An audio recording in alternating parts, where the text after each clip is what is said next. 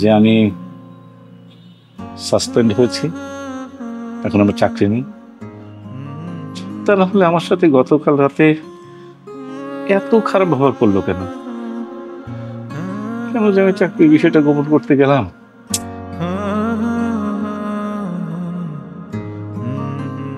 কালকে থেকে আমি অফিসে যাব না। একটা নারী কর্মক্ষেত্রে এতটা অসহায়।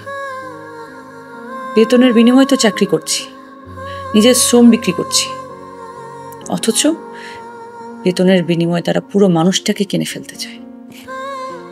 নারীদেরকে না সহকর্মী ভাবতেই চায় না তারা, মনে করে অধীনস্থ একটা দাসী। আমি সীমান্তকে কেন সবকিছু বলতে পারছি না? আমার আগেই জানানো উচিত ছিল। কেন যে গোপন করতে গেলাম?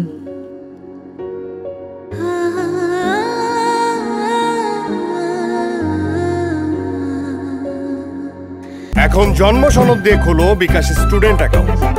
নিজের বিকাশ নিজে কর।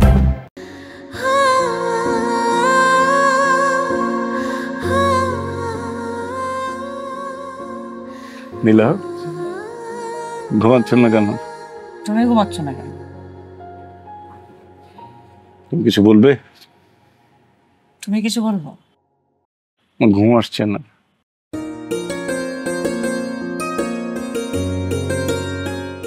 আসবে ঘুম, তুমি ঘুমাও, আমি তোর মাথায় হাত দিলাম। তুমি ঘুমাবে না?